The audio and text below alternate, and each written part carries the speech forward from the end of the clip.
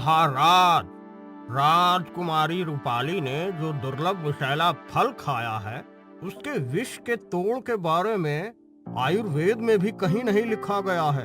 मुझे तो डर है कि शायद राजकुमारी अपनी आंखें अब कभी नहीं खोल पाएगी। अब मैं क्या करूं? मैं अपनी बेटी के प्राणों की रक्षा कैसे करूं? मिल गया, मिल गया, मिल गया।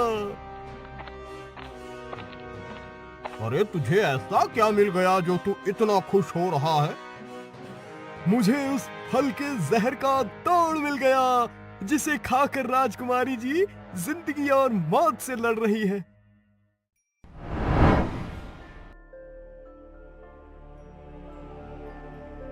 ये सुनहरा अमरूद ही राजकुमारी जी को नई जिंदगी दे सकता है, लेकिन ये कहाँ मिलेगा, इसकी कोई जानकारी नहीं है। अगर सुनहरा अमरूद मेरी बेटी को नया जीवन दे सकता है, तो मैं उसे ढूंढने के लिए आकाश पाताल एक कर दूंगा।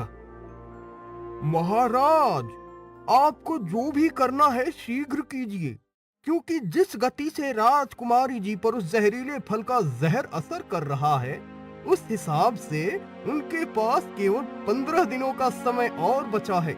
आज अमावस की रात है, इसका मतलब आने वाली पूर्णिमा की रात या तो राजकुमारी जी की आखिरी रात होगी या उनके जीवन का चांद निकलेगा। अपनी बेटी का जीवन बचाने के लिए अगर मुझे किसी राज्य पर आक्रमण करके उसे तबाह भी करना पड़े, तो वो करने से भी मैं पीछे नहीं हटूंगा। आखिर मैं इतने शक्तिशाली राज्य का राजा जो हूँ। भला ये कैसा अमरूद है? मैंने ऐसा अमरूद तो पहली बार देखा है। पिताजी को इसके बारे में बताना होगा। पिताजी अभी यहीं थे, कहाँ चले गए?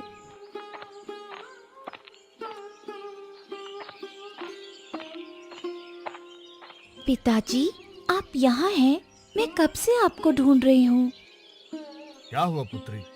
मुझे ढूंढने की कोई खास वजह है क्या?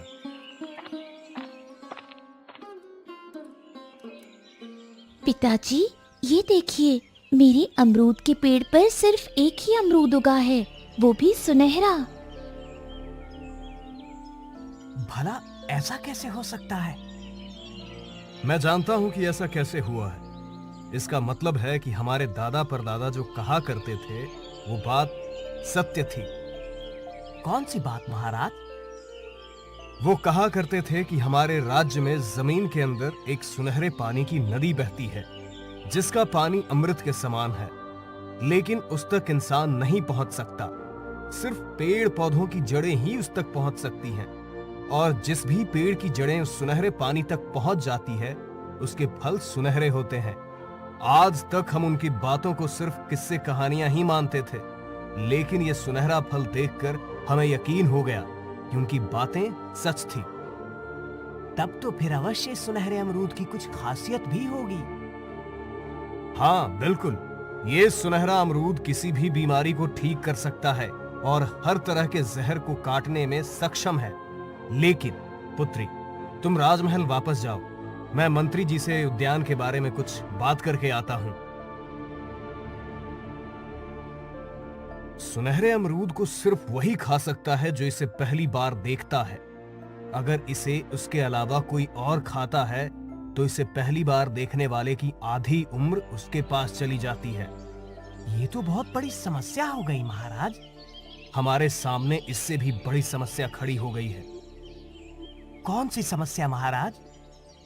नव्या ने सबसे पहले सुनहरे अमरूद को देखा है, तो अगर पकने से पहले सुनहरे अमरूद को तोड़ा गया या पेड़ को काटा गया, तो उसी वक्त नव्या की मौत हो जाएगी। लेकिन मेरी समझ में ये नहीं आ रहा है कि पता कैसे चलेगा कि सुनहरा अमरूद पक चुका है या नहीं। आज अमावस्या है ना मंत्री जी? जी महाराज। तो फिर ये सुनहरा अमरूद आज से ठीक 15 दिन बाद, जब पूर्णिमा का चांद आसमान में ठीक अमरूद के पेड़ के ऊपर आएगा, तब सुनहरा अमरूद पूरी तरह पक जाएगा। उसके बाद यदि इसे नव्या खाएगी, तो उसकी आयु बढ़ जाएगी, और यदि उसे किसी भी तरह की बीमारी होगी, तो वो ठीक भी हो जाएगी। परंतु यदि नव्या के अलावा किसी और ने सुनहरा अमरूद खाया, तो 15 दिन बाद जो होगा वो होगा, लेकिन अभी इस सुनहरे अमरूद की रक्षा करनी होगी। मंत्री जी, सेनापति से कहकर दिन रात इस अमरूद की सुरक्षा करने का बंदोबस्त कीजिए। जो आपकी आज्ञा महाराज। तुम बहुत शीघ्र ठीक हो जाओगी। मैंने सैनिकों को सुनहरे अमरूद की तलाश में इस राज्य में ही नहीं बल्कि दूसरे राज्यों में भी भेज दिया है।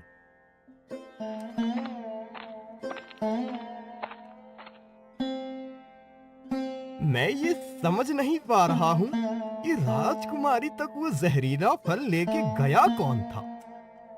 वही तो मैं सोच रही हूँ मंत्री जी, आखिर वो कौन है जो रूपाली को मारना चाहता है? वो वही है जिसे राजकुमारी जी की मौत से फायदा होगा। भला रूपाली की मौत से किसे फायदा हो सकता है? रूपाली की मौत से नहीं महाराज, राजकुमारी की मौत से। आप कहना क्या चाहते हो मंत्री जी? मैं कुछ समझा नहीं। मैं ये कहना चाहता हूँ कि हमें इस बात पर गहराई से विचार करना होगा कि रूपाली नहीं बल्कि राजकुमारी की मौत से किसे सबसे अधिक फायदा होगा। राजकुमारी और रूपाली दोनों एक ही तो हैं। आप क्या बेतुकी बातें कर रहे हैं मंत्री जी? मेरी तो कुछ समझ में नहीं आ रहा। और भला राजकुमारी की मौत से किसी का क्या फायदा होगा? महारानी, अगर आपकी पुत्री रूपाली इस राज्य की राजकुमारी है, इसका मतलब वो इस राज्य की उत्तराधिकारी भी है। परंतु यदि किसी कारणवश वो इस राज्य की उत्तराधिकारी ना रहे, तो फिर महाराज के बाद इस राज्य का उत्तराधिकारी कौन बनेगा? जिस किसी ने भी राजकुमारी को जहरीला फल खिलाकर मारने की कोशिश की है, वो आपकी पुत्री रूपाली को नहीं बल्कि राजकुमारी को मारना चाहता है, ताकि कोई भी इस राज्य का उत्तराधिकारी ना रहे और वो इस बात का फायदा उठा सके। अब मैं आपकी बात अच्छी तरह समझ गया मंत्री जी। तब तो अब हमें शीघ्र से शीघ्र उस व्यक्ति का पता लगाना होगा, लेकिन कैसे? आप चिंता ना करिए, मैं उस राजद्रोही को पकड़ने का कोई न कोई उपाय ढूंढ लूंगा। चोर चोर चोर! मेरे होते हुए तू महाराज का अमरूद नहीं चुरा सकता। यहाँ कोई चोर नहीं है, मैं हूँ। तू यहाँ अमरूद की रखवाली करने आया है या फिर सोने आया है? अगर महाराज को पता चला कि तू सो रहा था तो फिर तेरी खैर नहीं। ना जाने इस अमरूद में ऐसा क्या है जो महाराज ने इसकी सुरक्षा के इतने कड़े इंतजाम करवाए हैं। इस अमरूद पर इस राज्य का भविष्य टिका हुआ है, तो अब तुम स्वयं सोच लो कि ये कितना खास होगा। तुम्हें इस बात का ध्यान रखना है कि कोई भी इस अमरूद को तोड़ ना सके। जो आपकी आज्ञा मंत्री जी।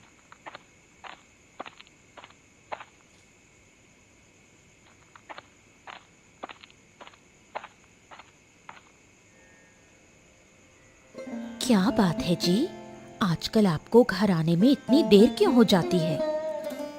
क्या बताऊं भाग्यवान, जब से महाराज ने सुनहरे अमरूद की सुरक्षा की जिम्मेदारी मुझे सौंपी है, तब से काम बहुत बढ़ गया है। आप किस सुनहरे अमरूद के बारे में बात कर रहे हैं जी? इसका मतलब आने वाली पूर्णिमा की रात तक राजकुमारी नव्या के प्राण संकट में रहेंगे। तुमने बिल्कुल ठीक कहा।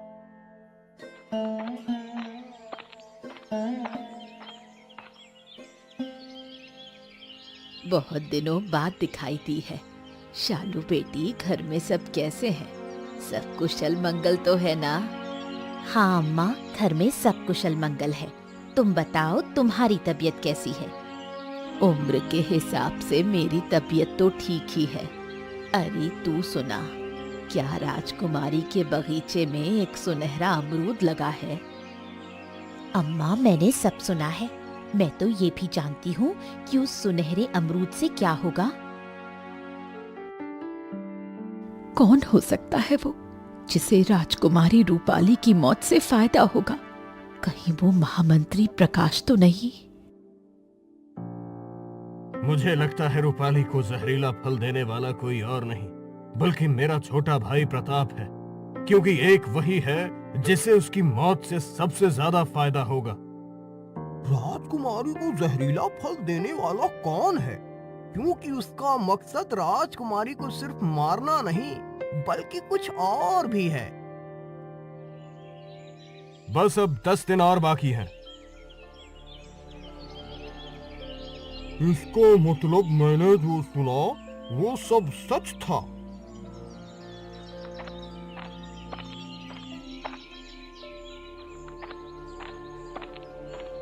तो इतने दिनों बाद यहाँ आया है तो जरूर कोई अच्छी खबर ही लाया होगा। तुमने बिल्कुल ठीक कहा। मैं जो खबर लाया हूँ उसे सुनकर तुम खुशी से उछल पड़ोगी। तो फिर जल्दी बता, देर मत कर। तुम इतने सालों से जिस फल को ढूंढ रही हो वो फल राजकुमारी नव्या के बगीचे में लगा है। तो फिर तू उसे तोड़कर मेरे पास क्यों नहीं लाया? मैं उस फल को तोड़कर तुम्हारे पास लाने वाला था, लेकिन उस फल की सुरक्षा में राजा ने बहुत सारे सैनिक और कुत्ते तैनात कर रखे हैं। इसका मतलब राजा भी उस फल की खासियत को जानता है। तू बस मुझे वहां तक ले चल, मैं खुद ही उस फल को तोड़ लूंगी। महाराज, मुझे लगता है कि हमारी बेटी को ये जहरीला फल किसी और ने नहीं बल्कि हमारे महामंत्री ने ही दिया है। मुझे ऐसा इसलिए लगता है क्योंकि हमारे राज्य के कानून के अनुसार यदि राज्य का कोई उत्तराधिकारी ना हो तो महामंत्री को राज्य का कार्यभार सौंपा जा सकता है। मुझे तो लगता है मेरी बेटी को वो जहरीला फल महामंत्री ने नहीं बल्कि मेरे छोटे भाई प्रताप ने दिया है। आप ऐसा सोच भी कैसे सकते हैं महाराज? देवर जी हमारी बेटी को अपनी बेटी की तरह प्रेम करते हैं, वो उसके साथ ऐसा कभी नहीं कर सकते। मैं ऐसा इसलिए कह रहा हूँ क्योंकि हमारे राज्य का कानून ये भी कहता है कि राजा की संतानहीनता की परिस्थिति में उसके छोटे भाई की संतान ही उसका उत्तराधिकारी होता है। मैंने आप दोनों की बातें सुनी हैं, लेकिन मुझे लगता है कि आप दोनों ही गलत हैं। आपको ऐसा क्यों लगता है मंत्री जी? मुझे ऐसा इसलिए लगता है क्योंकि जिसने भी राजकुमारी को वो जहरीला फल खिलाया है उसका मकसद सिर्फ राजकुमारी की जान लेना नहीं बल्कि कुछ और है। क्योंकि अगर उसे राजकुमारी को सिर्फ जान से मारना होता तो उन्हें ऐसा जहरीला फल नहीं खिलाता जो कि धीरे असर करता है, बल्कि कोई ऐसा जहर खिलाता जिससे राजकुमारी जी की सांसें शीघ्र से शीघ्र थम जाती। आपकी बातों ने तो रहस्य और गहरा कर दिया मंत्री जी। आपने जो कहा उस बारे में मैंने सोचा ही नहीं, लेकिन फिर भी मैं महामंत्री और अपने भाई पर नजर रखूंगा। आपको जो भी करना है जल्दी कीजिए, क्योंकि अब सिर्फ 5 दिन बचे हैं। बाकी के बचे दिन भी बिना किसी परेशानी के बीत जाएं, फिर मेरी बेटी सुरक्षित होगी। अरे ये क्या? आज अचानक आंधी तूफान कहां से आ गया? आंधी तूफान से सुनहरे अमरूद के पेड़ की रक्षा करनी होगी।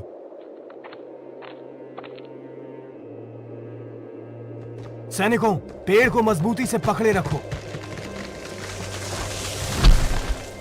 हे भगवान, मेरी पुत्री की रक्षा करना। अगर इस तेज हवा से ये अमरूद का पेड़ भी उखड़ गया तो? मैंने तुमसे दवा लाने को कहा था, वो तुम लाए हो ना? हाँ, ये लो। ये दवा हर तरह के जहर के असर को खत्म करती है। अगर इस दवा से मेरी भतीजी ठीक हो गई तो मैं तुम्हें माला माल कर दूंगा।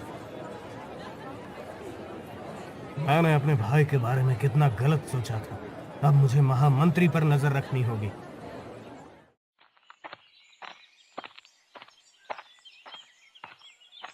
महाराज, अब सिर्फ 3 दिन और बचे हैं, लेकिन अब तक न सुनहरे अमरूद की कोई जानकारी मिली है न कुछ पता।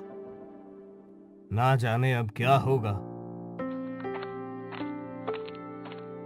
महाराज, हमारे सैनिकों ने सुनहरे अमरूद के बारे में पता कर लिया है। तो फिर जल्दी बताओ, वो कहाँ है? वो हमारे पड़ोसी राज्य के राजा हितेश की बेटी के बगीचे में लगा है। हमारे सैनिकों ने राजा हितेश के राज्य के लोगों को उस सुनहरे अमरूद के बारे में बातें करते हुए सुना है। मंत्री जी, अभी राजा हितेश के पास जाओ और उनसे सुनहरा अमरूद मांग कर ले आओ। और अगर वो इनकार कर दें तो उनसे कहना कि युद्ध के लिए तैयार रहें।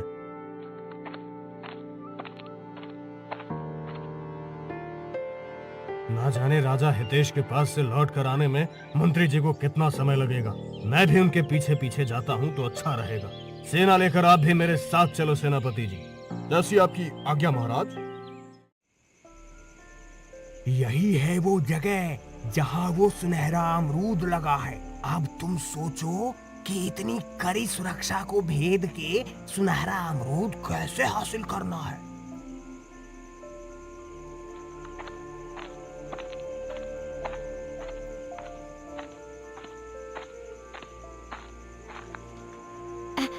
हम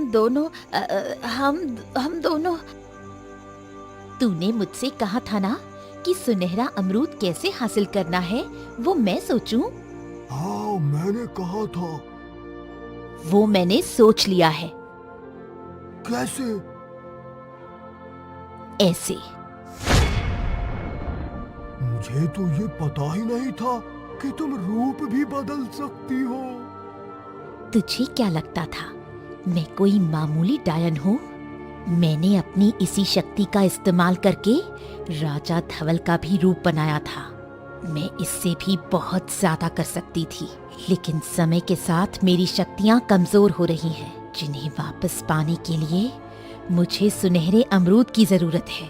मुझे क्या करना है? तुम्हारे पास कोई भी शक्ति हो, मुझे तो बस तुम्हारे दिए हुए सोने से मतलब है। तू यहीं रुक, मैं अभी आती हूँ।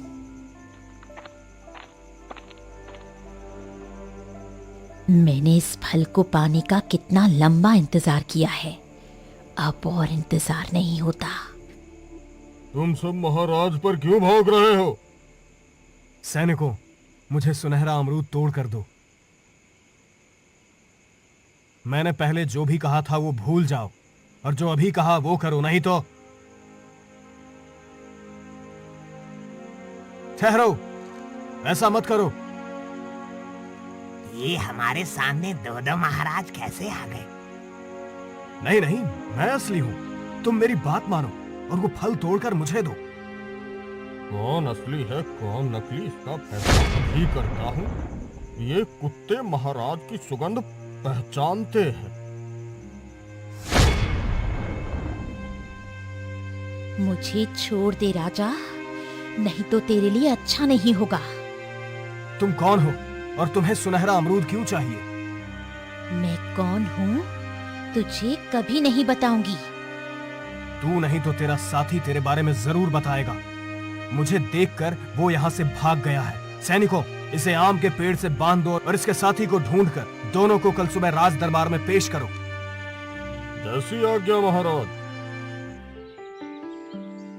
महाराज, आपको पता कैसे चला कि नव्या के उद्यान में कोई घुसा है? मैं रात में राजमहल की छत में खड़ा उद्यान की तरफ देख रहा था, तभी मुझे वहां कुछ हलचल होती दिखाई दी। मैं उसी के बारे में पता करने वहां गया तो मुझे तभी उन दोनों के बारे में पता चला।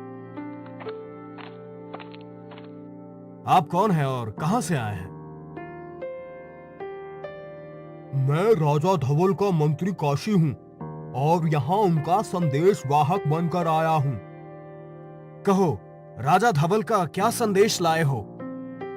उन्होंने कहा है कि आपकी बेटी के उद्यान में जो सुनहरा अमरूद लगा है वो तोड़कर चुपचाप आप मुझे दे दें, वरना युद्ध के लिए तैयार रहें। मैं राजा धवल की धमकी से डरने वाला नहीं हूं। मैं वो सुनहरा अमरूद किसी भी कीमत पर तुम्हें नहीं दूंगा।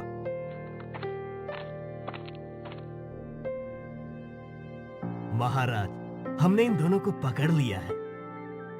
अब बताओ तुम कौन हो, नहीं तो तुम दोनों को देशद्रोह के इल्जाम में आजीवन कारावास की सजा दूंगा।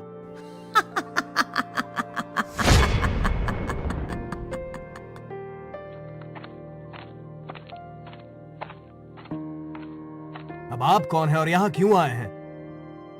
मैं हूँ राजा धवल और ये मेरे ही मंत्री हैं। अच्छा, तो वो आप हैं जिन्हें सुनहरा अमरूद चाहिए।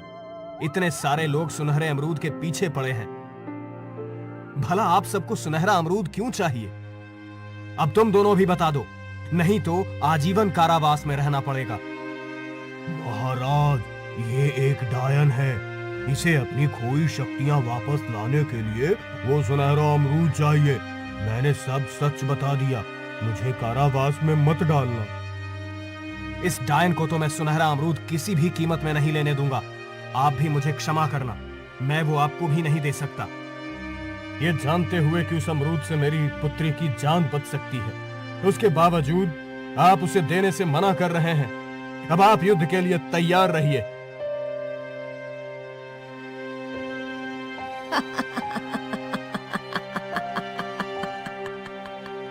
बस आज की रात और कल जैसे ही वो लड़की मरेगी, मुझे मेरी आधी शक्तियां मिल जाएंगी। उसके बाद तू खुद मुझे वो सुनहरा अमरूद लाकर दे देगा। तुम क्या कह रही हो? तुझे क्या लगता है तेरी बेटी को वो जहरीला फल खाने को किसने दिया था? मैं कमजोर हो चुकी थी।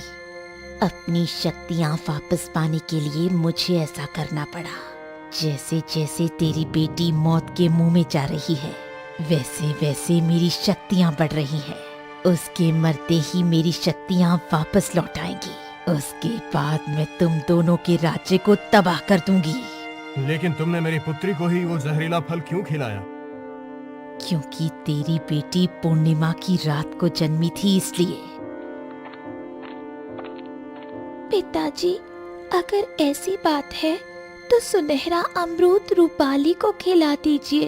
अगर मेरी आधी जिंदगी से हमारा राज्य और रूपाली की जिंदगी बच सकती है तो मैं अपनी आधी जिंदगी देने के लिए तैयार हूँ। मुझे नहीं पता था कि मेरी पुत्री बड़ी हो चुकी है। अगर तुम ऐसा चाहती हो तो फिर पूर्णिमा की रात को जब सुनहरा अमरूद पक जाएगा, तब मैं उसे राजा धवल को सौंप दूंगा। नहीं, तू ऐसा नहीं कर सकता। अगर तूने ऐसा किया तो मैं मर जाऊंगी।